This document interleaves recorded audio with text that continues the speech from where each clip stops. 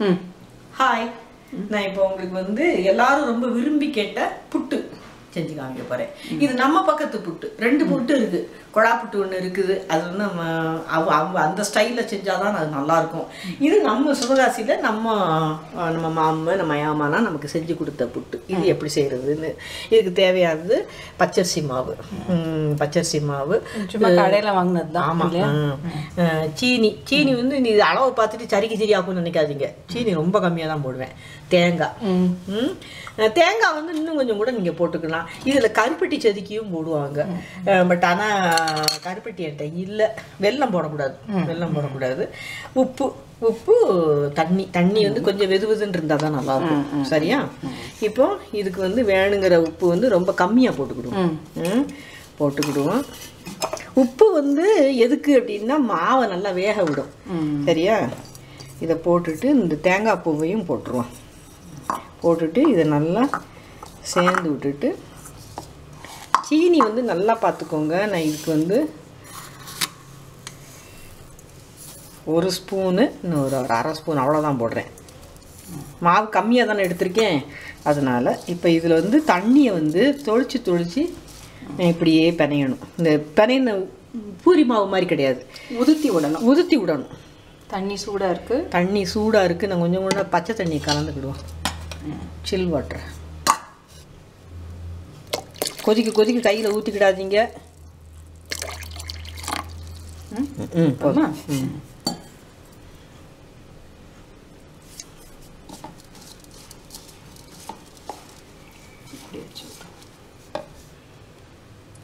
இது எவ்வளவு நம்ம இந்த மாதிரி பண்ணணும் அப்படின்னா இப்படி பண்ணுனா கொழக்கட்டை மாதிரி அது பிடிக்க வரணும். அப்படின்னா தான் நம்ம ஒரு ஷேப்பில் போட்டு தட்டும்போது தட்டை வரும். போதும். அப்படியே ஊற்றி விட்டுக்கிட்டே இருக்கணும். ஆமாம், ஊற்றி விட்டுக்கிட்டே இருக்கணும். 1 மடக்கு 1/2 மடக்குன்னு போட்டுறாதீங்க. தண்ணி ரொம்ப கம்மியாக தான் போட்டு நம்ம இது பண்ணணும்.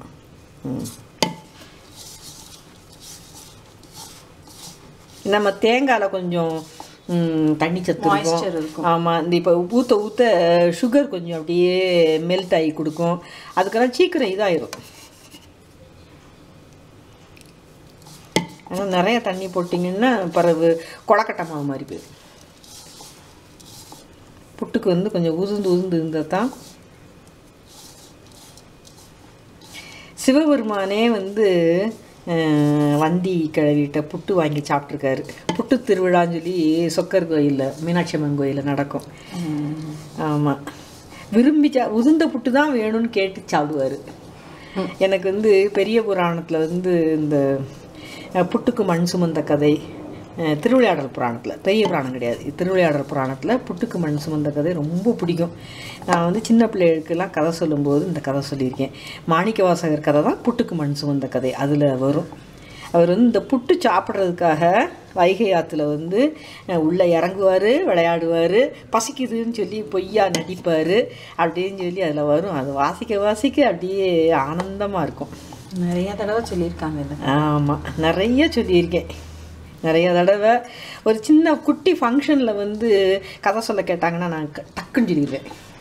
அதில் மெயின் மாணிக்கவாசகர் கதையில் தான் புட்டுக்கு மண் சுமந்த கதை வருதுங்கிறது நிறைய பேர் கேட்குறவங்க, முதல் தடவை கேட்குறவங்களுக்கு ஆச்சரியமாக இருக்கும்.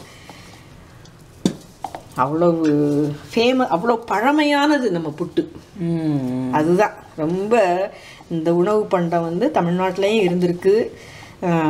ரொம்ப பழமையானது.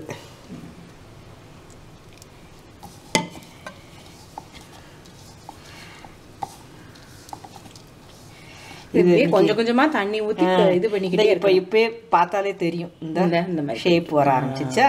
இனி இதில் நம்ம ஒரு ஷேப்பில் வச்சு நம்ம இது பண்ணோம்னா இதாயிரும். நான் லேசாக தண்ணி தெளிச்சுக்கிறேன். அவ்வளோதான். இனிமேல் தண்ணி இது அந்த அந்த பிடிச்சு பார்த்துக்கிட்டே இருந்துட்டு நம்ம தண்ணி ஊற்றிக்கலாம். ஆமாம். இப்போ பார்த்தாலே இந்த புட்டு இது வந்துருச்சுல்ல, தெரியுதுல்ல. இனி ஒரு சின்ன ஒரு இதில் ஷேப் வச்சு உங்களுக்கு நான் காமிக்கிறேன். பார்த்தீங்களா, நான் இந்த ஒரு சின்ன கரண்டி எடுத்திருக்கேன். நீங்கள் சின்ன குட்டி டம்ளரு, சின்ன கிண்ணம், எதுனாலும் உங்களுக்கு எந்த ஷேப்பு பிடிக்குமோ அந்த ஷேப்பில் இட்லி தட்டை போட்டு ஒரு தட்டு சும்மா இதுல ஒன்றும் எண்ணெய்லாம் தடவலாம் இல்லை. சும்மா நான் வந்து அந்த சுகர் வந்து ஷீத்தில் இன்னும் கொஞ்சம் கூட போடுங்கம்மான்னு சொன்னான்னு சொல்லிட்டு இன்னும் ஒரு 1/2 ஸ்பூன் போட்டேன், அவ்வளவுதான். ஏன்னா நம்ம சுகர் நிறையா போட்டோம்னா அரிசி மாவு வேக விடாது. அவங்க மலையாளத்துக்காரங்கெல்லாம் அப்படித்தான், அரிசி மாவு தனியாக போடுவாங்க, மேலே வந்து தேங்காய் போடுவாங்க, அதுக்கு மேலே சுகர் போடுவாங்க, அப்படி 1 by 1 லேயராக போடுவாங்க. நம்ம எல்லாத்தையும் மொத்தமாக கலந்து போடுறதுனால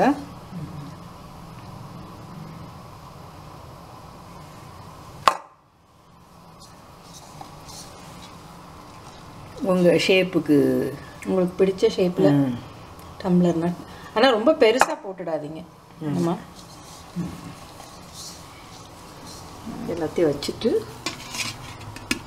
இட்லி சட்டியில் வச்சு மூடி எடுத்துருவோம். 5 minutes வெந்தால் போதும் இல்லையா? 10 minutes இருக்கட்டும். 10 minutes இருக்கட்டும். நல்லா வெந்துருச்சு. 10 நிமிஷம் வேக விட்டது, சூப்பராக வெந்திருக்கு. அது வெந்தாலே அந்த வாசமே வந்துடும். இது அப்சல்யூட் அப்படியே நம்ம சிவகாசி புட்டு. நீங்கள் இது உங்களுக்கு இஷ்டமான ஷேப்பில் வந்து செஞ்சுக்கோங்க.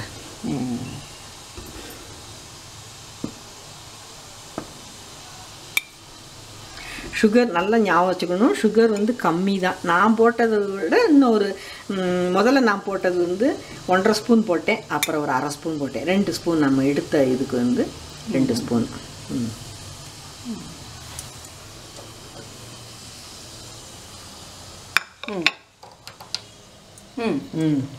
அதில் அருமையான இந்த இப்போ லேசாக பிச்சு பார்த்தாலே தெரியும், இந்த இட்லி மாதிரி சூப்பராக இருக்கும். சாப்பிட்டிங்கன்னா நல்லா இனிப்பாக நம்ம மாமா வச்சு கொடுத்த மாதிரி, நம்ம ஏமா வச்சு கொடுத்த அந்த காலத்துல எல்லாம் இந்த மாதிரி கருப்பட்டி கொழக்கட்டை இந்த மாதிரி பலகாரம் தான் ஒரு நல்ல நாள் இன்னைக்கு செய்வாங்க. புட்டு, அடுத்து இன்னொரு நாள் கருப்பட்டி புட்டு, கருப்பட்டி கொழக்கட்டை செஞ்சு காமிச்சிடலாம். சரியா? சாப்பிட்டு என்ஜாய் பண்ணுங்கள்.